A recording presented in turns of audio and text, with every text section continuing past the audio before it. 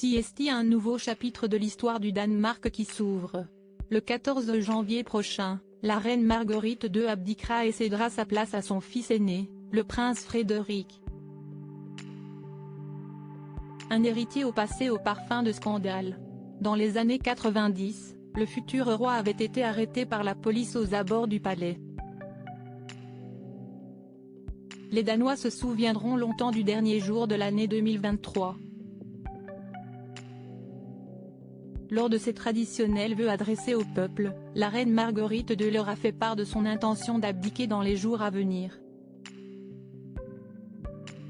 Le 14 janvier 2024, 52 ans après avoir succédé à mon père bien-aimé, je quitterai mes fonctions de reine du Danemark. Je laisserai le trône à mon fils, le prince héritier Frédéric, a-t-elle annoncé. Une décision mûrement réfléchie ces derniers mois, la reine de 83 ans ayant subi une importante opération du dos. Le temps fait des ravages et le nombre des maux augmente. On ne peut pas entreprendre autant qu'on l'a fait dans le passé.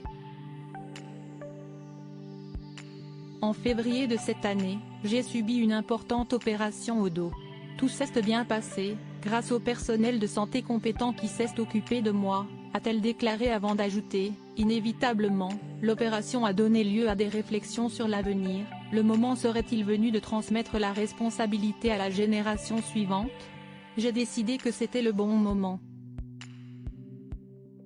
Frédéric de Danemark ne voulait pas être roi à ce moment si particulier, le prince héritier Frédéric de Danemark, aujourd'hui taillé pour le rôle, l'a longtemps redouté. Dans un documentaire diffusé à l'occasion de son 50e anniversaire, le frère aîné de Joachim était revenu sur l'instant où il avait appris qu'il allait un jour devenir roi à son tour. Un coup de massue pour le jeune prince. J'ai vu que ma vie s'arrêtait, et que je devrais soudain me comporter comme un adulte à part entière. C'était très gênant. D'autant que peu de gens pouvaient m'expliquer ce que cela signifiait, a-t-il confié, lui qui voyait ce devoir comme sombre, sinistre et désagréable. L'époux de Mary Donaldson a donc été pris d'une envie de tout vivre, très vite.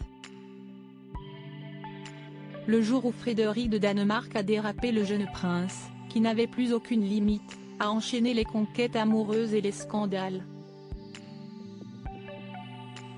En 1991, il dépasse les bornes pour les Danois, qui ne soutiennent plus du tout le fils de Marguerite II. Cette année-là, la veille du Nouvel An, Frédéric est interpellé par la police. Installé côté passager, il avait laissé sa petite amie la top modèle Malou Hamoun prendre le volant alors qu'elle était en état d'ébriété. Le couple est arrêté pour conduite dangereuse. La goutte de trop pour le Parlement et la presse qui réclament à l'héritier de renoncer à ses droits dynastiques au profit de son petit frère. Finalement, la situation se calme.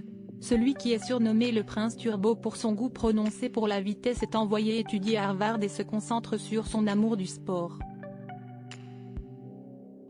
Une passion qui lui permettra de reconquérir le cœur du royaume assez rapidement, puisque seulement quelques mois après sa déconvenue avec les forces de l'ordre, il est encensé pour avoir terminé le marathon de Copenhague.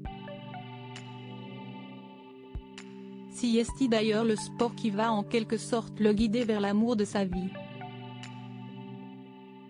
En septembre 2000, il est à Sydney pour encourager le Danemark aux Jeux Olympiques. Le prince tatoué de 32 ans croise le regard de l'avocate australienne Mary Donaldson. Un coup de foudre qui se transforme en joli conte de fées. 23 ans et 4 enfants plus tard, Frédéric et Mary de Danemark s'apprêtent à monter sur le trône, plus amoureux et populaire que jamais.